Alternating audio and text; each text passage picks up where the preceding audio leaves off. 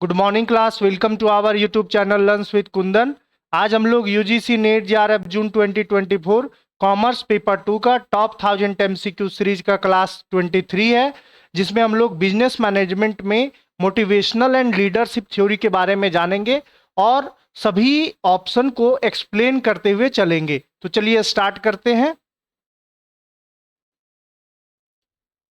Question number 1 आपके screen पे है। आप क्वेश्चन नंबर 1 को ध्यान से पढ़िए और करेक्ट ऑप्शन को चूज कीजिए। क्वेश्चन 1 बोलता है, विच of the following is not a characteristic of transformational leadership.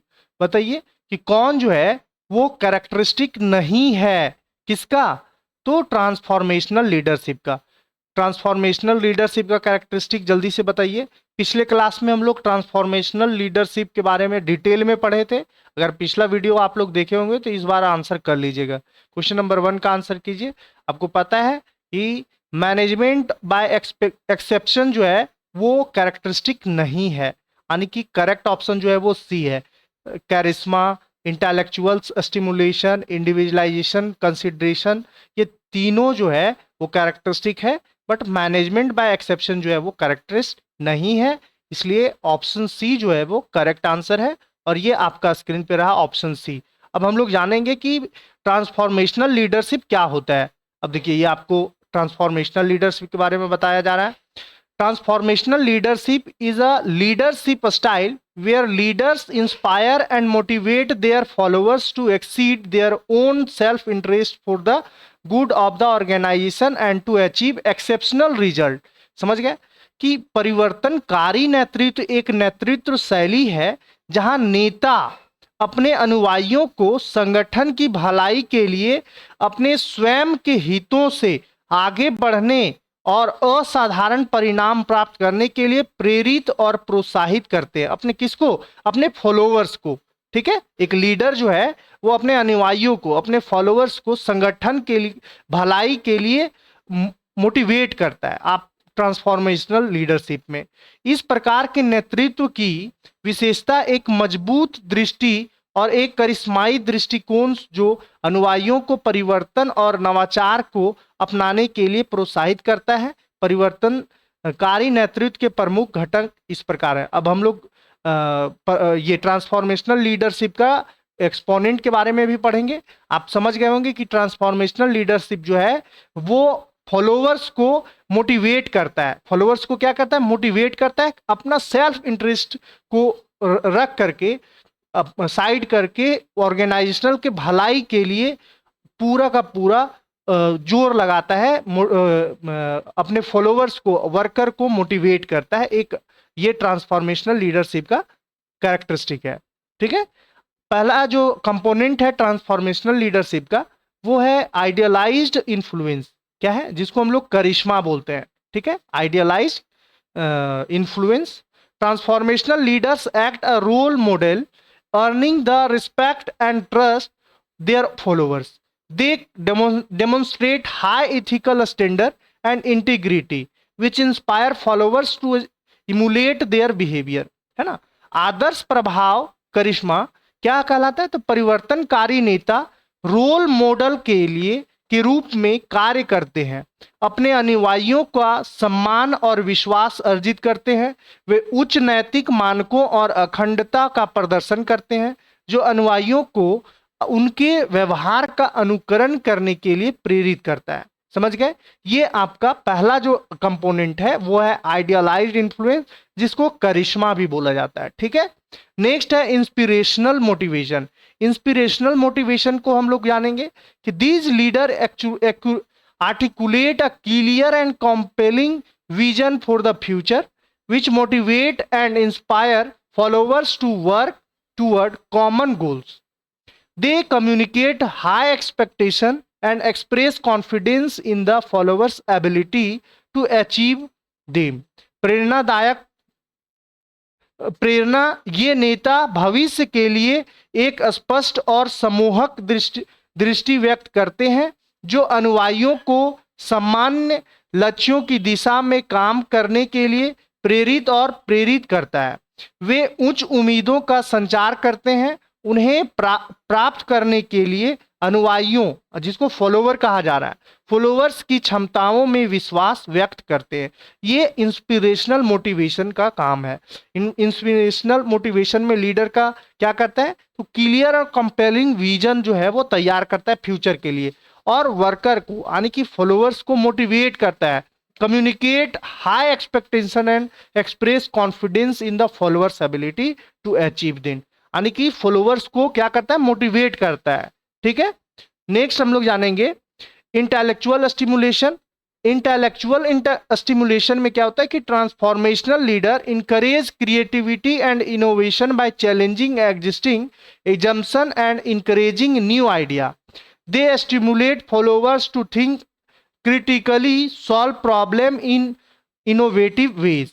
ठीक है, बौद्धिक उत्तेजना परिवर्तनकारी नेता मौजूदा मान्यताओं को चुनौती देकर और नए विचारों को प्रोत्साहित करके रचनात्मक और नवाचार को प्रोत्साहित करते हैं।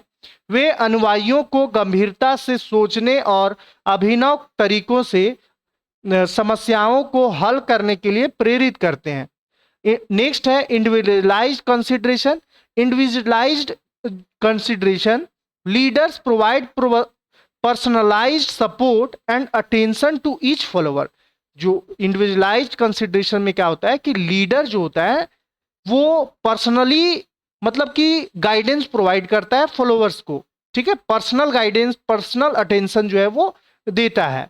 Needs for achievement and growth, they act as a mentor और coaches helping followers to develop their potential and achieve their personal and professional goal। ये इंडिविजुअलाइज कंसिडरेशन में आ जाता है।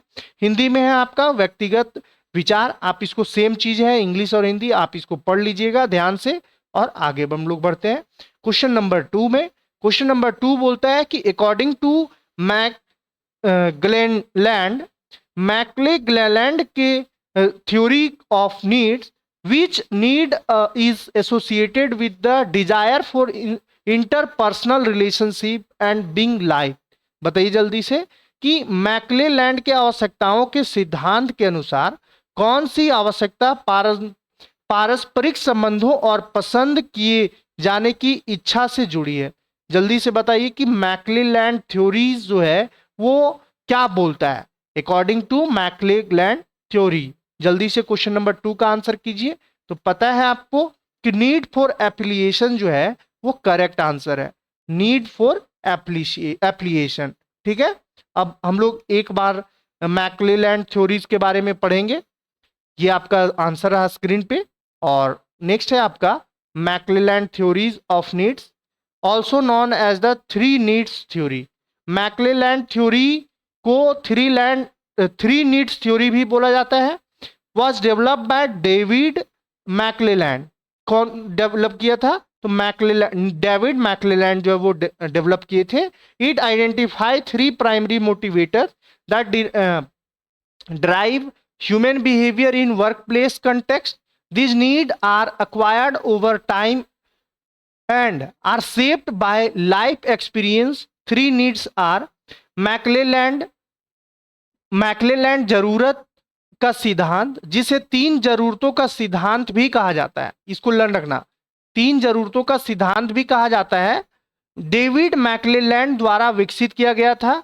यह कार्यस्थल के संदर्भ में मानव व्यवहार को संचालित करने वाले 3 प्राथमिक प्रेरकों की पहचान करता है। ये जरूरतें समय के साथ हासिल होती है और जीवन के अनुभवों से आकार लेती है। 3 जरूरतें के बारे में हम लोग देखेंगे अभी। पहला जो देखिए नीड फॉर अचीवमेंट, पहला क्या है, नीड फॉर अचीवमेंट। इसमें क्या है, individuals with a high need for achievement seek to excel and succeed. They prefer challenging but achievable goals and enjoy situation where they can take personal responsibility for solving problems. They have a strong desire for feedback on their performance and strive for improvement and excellence.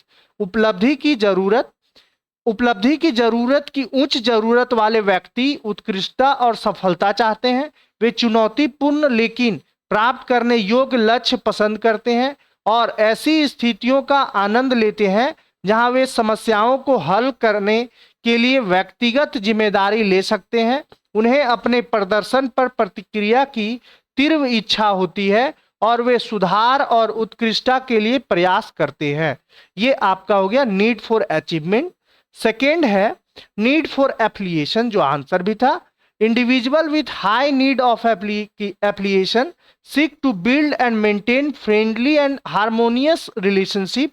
They value social interaction and prefer cooperative rather than competitive environment. These individuals are motivated by sense of belonging and being liked by others. संबंधता की उच्च जरूरत वाले व्यक्ति मैत्रीपूर्ण और सामंजस्यपूर्ण संबंध बनाने और बनाए रखने की कोशिश करते हैं। वे सामाजिक संपर्कों को महत्व देते हैं और प्रतिस्पर्धी वातावरण के बजाय सहकारी वातावरण पसंद करते हैं। वे व्यक्ति अपनेपन की भावना और दूसरों द्वारा पसंद किए जाने से प्रेरित होते हैं। ये आपका नीड ऑफ एप्लीकेशन हो गया। नेक्स्ट है नीड फॉर पावर, और ये लास्ट है। तीन है ना, तीन नीड्स है, तो लास्ट जो है वो नीड फॉर पावर है। Individuals with high need of power desire to influence, control and lead others. They seek position of authority, are motivated by the ability to make impact on their organizational community. This need can manifested in two form. Need for power जो है वो दो part में बटा हुआ है, personal power और institutional power, जिसको सोशल पावर भी बोलते हैं। अब पर्सनल पावर क्या होता है? तो पर्सनल पावर जो होता है वो control others for personal gain, और institutional power the desire to organise others to achieve common goal is generally seen as more effective and positive. ये आपका नीड फॉर पावर जो है वो दो पार्ट में बटा हुआ है, पर्सनल पावर और इंस्टीट्यूशनल पावर। इसे आप देख लीजिएगा। नेक्स्ट है question number 3, which leadership style according to Blake and Morton's managerial grid reflect high concern for people and low concern for production। बताइए जल्दी से, हाई कंसर्न ऑफ पीपल और लो कंसर्न ऑफ प्रोडक्शन जो है वो किसको रिफ्लेक्ट करता है? बताइए जल्दी से। Blake and Mouton managerial grid के according high concern for people and low concern for production reflect करता है। जल्दी से बताइए कि कौन सा लीडरशिप स्टाइल में बोलता है। जल्दी से क्वेश्चन नंबर 3 का आंसर कीजिए। तो आपको पता है country club management, option A जो है वो करेक्ट है, और ये आपका स्क्रीन पे रहा आंसर ऑप्शन ए। नेक्स्ट हम लोग जानेंगे अब Blake and Mouton's managerial grid के बारे में जानेंगे। Blake and Mouton managerial grid also known as leadership grid. Blake and Mouton's managerial grid को लीडरशिप ग्रिड भी बोला जाता है। Framework develop by Robert R Blake and James S Mouton. कौन डेवलप किया था? तो Robert R Blake and Jane S Mouton जो है वो डेवलप किए थे। कब किए थे? तो 1960 में किए थे। To help managers understand their leadership style and how it impact their team and organizational performance. The grid identify 5 main leadership style based on managers, concern for people y-axis and concern for production x-axis. The two dimension range from low 1 to high 9. दो dimension में बटा हुआ है। लो जो है वो 1 है और हाई जो है वो 9 है। अब देखिए एक एक करके हम लोग समझते चलेंगे। सबसे पहले black and Mouton's managerial grid में आप समझ लीजिए कि इसको लीडरशिप ग्रिड भी बोला जाता है, और जो इसको फ्रेमवर्क दिए थे, जो डेवलप किए थे, उनका नाम Robert R Blake and Jane S Mouton है, जो 1960 में डेवलप किया गया था। इनके द्वारा डेवलप किया गया था। ये इनका जो डायमेंशन है, इनका जो रेंज है black and Mouton managerial grid का, वो लो जो है वो 1 है और हाई जो है वो 9 है। यानी कि पैमाना मापने का, मेजरमेंट करने का पैमाना ये है। ठीक है, अब हम लोग एक एक करके जानते चलेंगे। सबसे पहले हम लोग देखेंगे कि इम्पावराइज्ड मैनेजमेंट। इम्पावराइज्ड मैनेजमेंट में क्या होता है, जिसको हम लोग गरीब प्रबंधन कहते हैं। इसमें 1-1 का रहता है, लो भी 1 है और हाई भी 1 है। Low concern for people, low concern for production. इसमें क्या होता है, जो पीपल है उसका भी लो कंसर्न है और प्रोडक्शन का भी लो कंसर्न है। Managers exert minimal effort in both area, कम से कम एफर्ट होता है। they tend to avoid responsibility and make the minimum effort required to get the job done. This style often leads to ineffective performance and low employ satisfaction. गरीब प्रबंधन, लो और high दोनों one one है. लोगों के लिए कम चिंता, उत्पादन के लिए कम चिंता. प्रबंधन दोनों क्षेत्रों में न्यूनतम प्रयास करते हैं, वे जिम्मेदारी से बचते हैं और काम पूरा करने के लिए आवश्यक न्यूनतम प्रयास करते हैं. यह शैली अक्सर प्रभावी प्रदर्शन और कम कर्मचारी संतुष्टि की ओर ले जाती है. यह आपका पहला हो गया. सेकेंड है कंट्री क्लब मैनेजमेंट. सेकेंड क्या है? Country club management. लो क्या है? 1 है और हाई क्या है? 9 है. High concern of people, low concern of production. High concern है पीपल का और लो कंसर्न है प्रोडक्शन का. Manager focus on creating comfortable and friendly working environment, prioritizing need and well-being of employee over productivity. While this can lead to positive work atmosphere, it may result in productivity and lack of direction. Country club production का है. लो और high देख लीजिए, यानी कि high concern people का है और लो कंसर्न जो है वो प्रोडक्शन का है. इसमें पीपल के लिए जो है वो फ्रेंडली एंड वर्किंग इन्वायरमेंट जो है वो फ्रेंडली होता है. प्रायोरिटाइज जो है वो जरूरत और वेलबींग ऑफ एम्प्लॉय को दिया जाता है. समझ गए? प्रोडक्टिविटी से ज्यादा जो है वो एम्प्लॉय को एम्फेसाइज किया जाता है कंट्री क्लब मैनेजमेंट में. क्लियर है? नेक्स्ट है authority compliances management. Authority compliances management में क्या होता है कि high concern of production, low concern of people. Managers are highly focused on achieving result and maintaining control over operation, often at the expense of employee morale and satisfaction. This style can lead to high productivity but may also result a high employee turnover and dissatisfaction. ये आपको समझ में आ गया. Authority compliance management में high concern of production होता है, low concern of people होता है. ये लर्न रखना है आपको. नेक्स्ट है middle of the road management. Middle of the road management में क्या होता है? मॉडरेट कंसर्न ऑफ पीपल और moderate concern of production. Managers try to balance the need for employee with the requirement of production. They aim for adequate performance and satisfactory morale, but may struggle to achieve high level of either. पर मध्यम प्रबंधन लोगों के लिए मध्यम चिंता, उत्पादन के लिए मध्यम चिंता. प्रबंधन कर्मचारियों की जरूरतों को उत्पादन की आवश्यकताओं के साथ संतुलित करने का प्रयास करते हैं. वे पर्याप्त प्रदर्शन और संतोषजनक मनोबल का लक्ष्य रखते हैं, लेकिन इनमें से किसी भी उच्च स्तर को प्राप्त करने के लिए संघर्ष कर सकते हैं. ये आपका मध्यम प्रबंधन माने कि middle of the road management का कॉन्सेप्ट है. नेक्स्ट है टीम मैनेजमेंट, जो दोनों का हाई रहता है. High concern of people, high concern of production.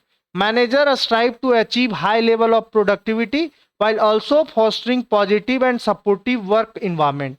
They encourage teamwork, open communication, share goal. This style is considered the most effective leading to high employee satisfaction and high productivity. तो team management समझ गए.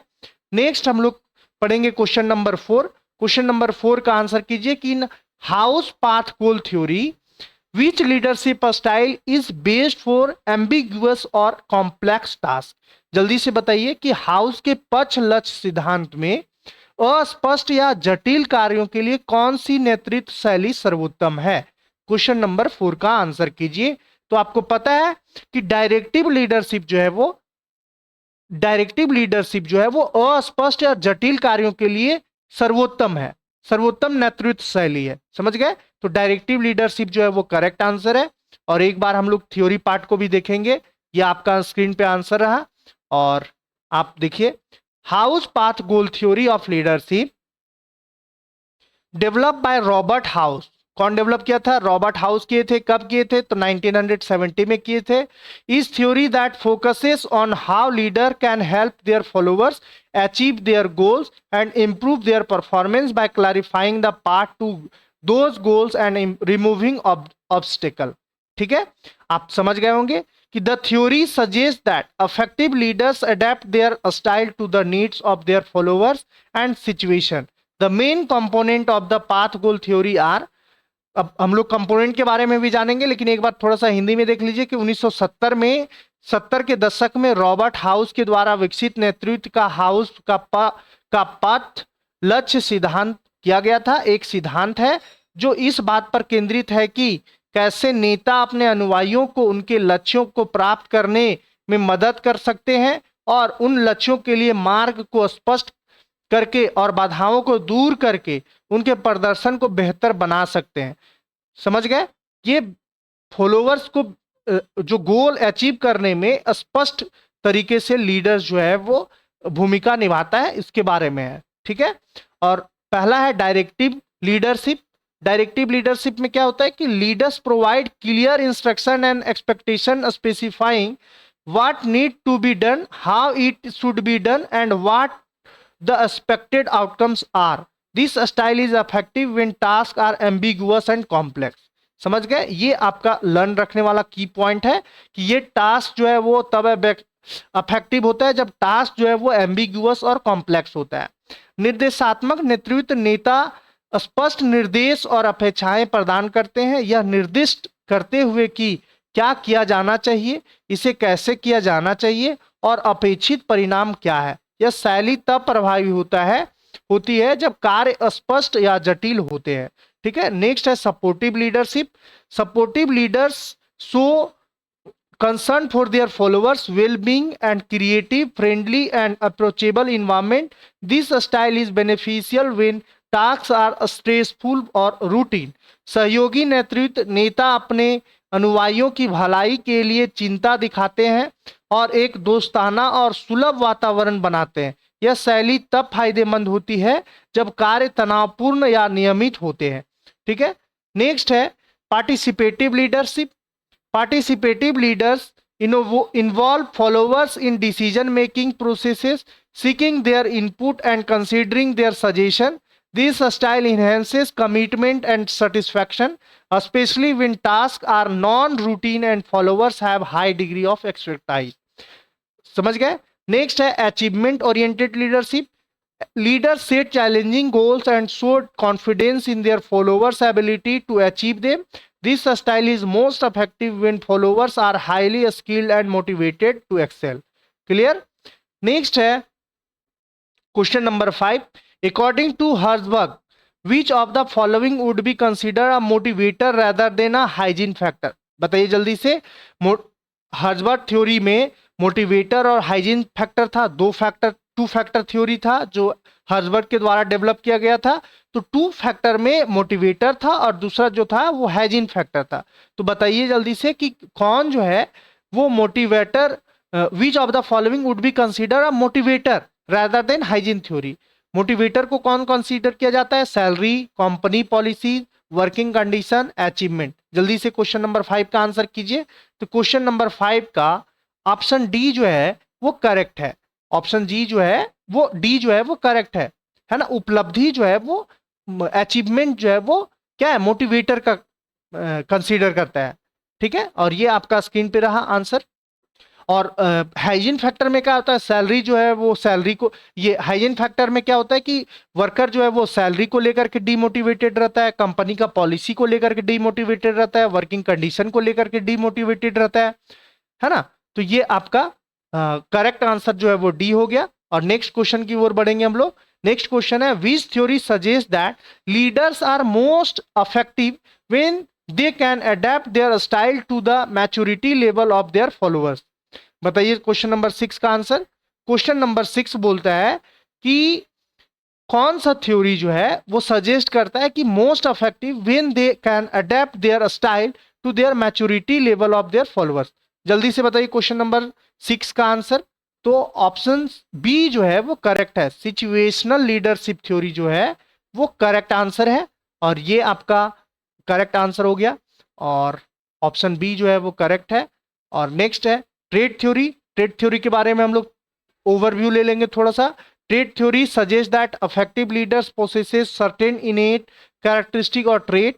Correct trade theory में आप इतना समझिए कि जो leader होता है ना वो जन्मजात जो है उसके अंदर एक स्किल क्वालिटी होता है, जिसमें इंटेलिजेंसी होता है, सेल्फ कॉन्फिडेंस होता है, डिटर्मिनेशन होता है, इंटीग्रिटी होता है, सोशलिबिलिटी होता है ना। तो ये ट्रेड थ्योरी के अंदर आता है। आप इतना समझ के रखिए कि अगर आपके अंदर मतलब कि कोई देखते हैं ना कि गांव में बच्चा होता है, चार पांच बच्चे का एक सेम एक ग्रुप का है, उसमें एक बच्चा जो है वो उसके अंदर इंटेलिजेंसी है, सेल्फ कॉन्फिडेंस है, डिटर्मिनेशन है, इंटीग्रिटी है, सोशलिबिलिटी है, सब चीज परिपूर्ण है, तो वो क्या है, ट्रेड थ्योरी कहलाता है।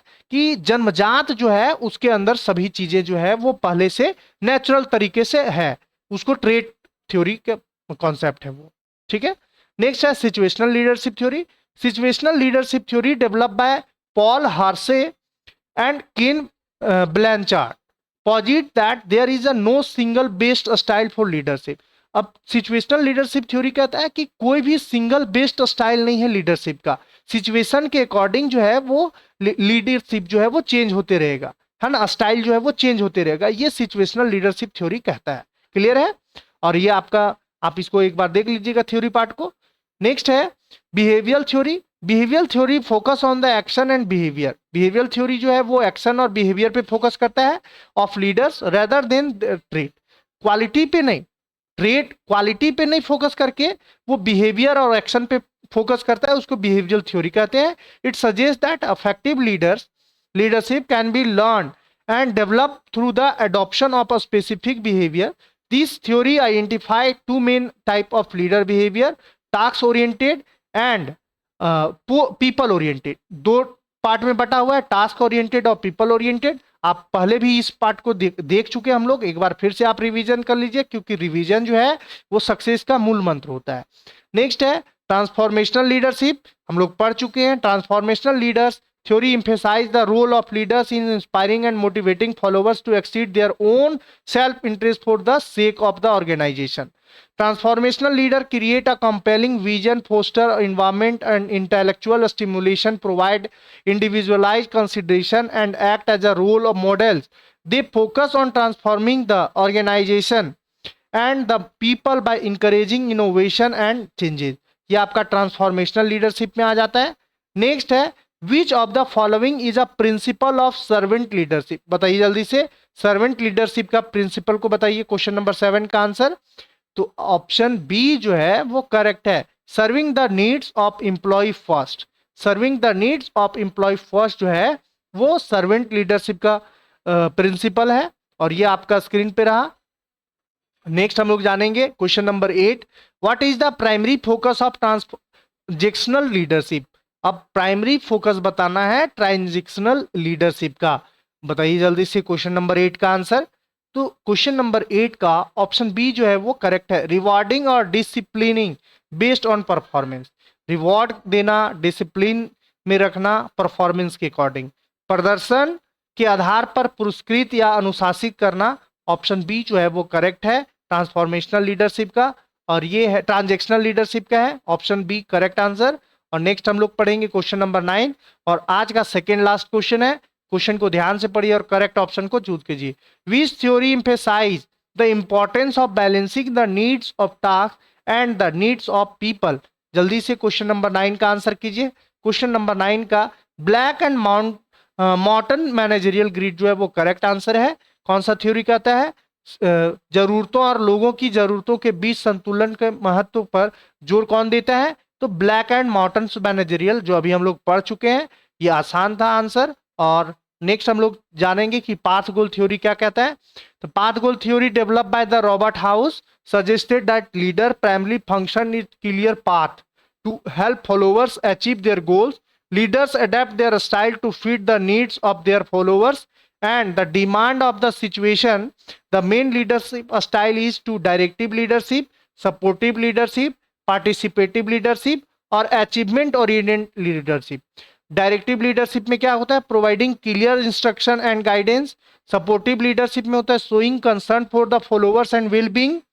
एंड पार्टिसिपेटिव लीडरशिप में होता है innovative followers in decision making. And achievement oriented leadership में setting challenging goal and showing confidence in the followers ability. ये 4 है, चारों को लर्न कर लीजिएगा, क्योंकि एग्जाम के पॉइंट ऑफ व्यू से बहुत ज्यादा इंपॉर्टेंट है, बहुत ज्यादा इंपॉर्टेंट है। नेक्स्ट है Fielder's contingency theory. Fielder's contingency theory, developed by Fred Fielder, posit that there is no one best way to lead. कोई एक सिंगल बेस्ट वे जो है वो लीड करने का सही तरीका नहीं है. Instead leaders effectiveness depend on the match between their leadership style and the favourableness of the situation. Situation के अकॉर्डिंग जो है वो स्टाइल को, लीडरशिप स्टाइल को चेंज करना. The theory identify task oriented and relationship oriented and situational favorable in determination by the leaders member in situational leadership theory भी इसको बोलते हैं, है ना. फेडलर्स कंटीजेंसी थ्योरी में आप इसको लर्न कर लीजिएगा कि सिचुएशनल जो सिचुएशनल थ्योरी जो था और फेडलर्स कंटीजेंसी थ्योरी जो है वो सेम है, आप इसमें कोई बदलाव नहीं है, समझ लीजिएगा. नेक्स्ट है black and Mouton managerial grid. Black and mountain managerial grid is a frame to understanding the leadership style based on the leaders concern for people and concern for production. People और production पे ये concern करता है. The grid identify 5 main leadership style, जिसमें improvised managerial, जिसमें 1 और low concern for both people and production. Country club management में 1 से 9 में दिया गया है कि high concern of people and low concern of production. Authority compliance management में high concern of production and low concern of people. अब middle of the road management में modern concern for both the people and production. और team management में high concern both the people and the production. ठीक है, ये 5 main leadership style है. Improvised management, country club management, authority compliance management, middle of the road management और team management. ये सभी को लर्न कर लीजिएगा और ये आपका हिंदी पार्ट है. नेक्स्ट है Vroom's expectancy theory. Vroom's expectancy theory explain motivation based on the expectation that certain behaviours will lead to desire outcomes. It involve 3 key component: expectancy, instrumentality और वैलेंस. हम लोग पढ़ चुके हैं. आप बस ब्रूम्स एक्सपेक्टेंसी थ्योरी में 3 आउटकम्स है, 3 कंपोनेंट है, उसको लर्न रखिएगा क्योंकि कंपोनेंट से क्वेश्चन पूछा जाता है कि ब्रूम्स एक्सपेक्टेंसी थ्योरी में कौन जो है वो कंपोनेंट नहीं है, ये क्वेश्चन पूछा जाता है. तो ये आप ध्यान से लर्न रखिएगा कि एक्सपेक्टेंसी जो है ब्रूम्स एक्सपेक्टेंसी थ्योरी का कंपोनेंट है, इंस्ट्रूमेंटैलिटी कंपोनेंट है, वैलेंस जो है वो कंपोनेंट है. ये लर्न रखिएगा. नेक्स्ट क्वेश्चन नंबर 10 और आज का ये लास्ट क्वेश्चन है, तो क्वेश्चन को ध्यान से पढ़िए. According to McGregor's theory Y which of the following statement is true. बताइए जल्दी से कि मैकग्रेगर्स थ्योरी वाई के अकॉर्डिंग कौन सा स्टेटमेंट जो है वो करेक्ट है, ट्रू है. जल्दी से क्वेश्चन नंबर 10 का आंसर कीजिए. तो ऑप्शन बी जो है वो करेक्ट है. ऑप्शन बी जो है वो करेक्ट है. Employ seek and accept responsibility. कर्मचारी जिम्मेदारी चाहते हैं और उसे स्वीकार करते हैं. ये आपका करेक्ट आंसर है मैकग्रेगर थ्योरी वाई के अकॉर्डिंग. और आज का ये लास्ट क्वेश्चन था. अगर वीडियो अच्छा लगा हो तो वीडियो को लाइक कर दीजिएगा, चैनल को सब्सक्राइब कर दीजिएगा और वीडियो शेयर कर दीजिएगा जिससे नीडी पर्सन तक, लोगों तक पहुंच सके और फ्री ऑफ कॉस्ट में सभी इंपॉर्टेंट वीडियो, इंपॉर्टेंट टॉपिक को एग्जाम के पॉइंट ऑफ व्यू से बनाया जा रहा है उसको कवर कर सके. क्योंकि ये जो भी क्वेश्चन हम पढ़ा रहे हैं वो एग्जाम के पॉइंट ऑफ व्यू से बहुत ज़्यादा इंपॉर्टेंट है. इसीलिए आप जो है वो शेयर कर दीजिएगा वीडियो को. ठीक है, धन्यवाद.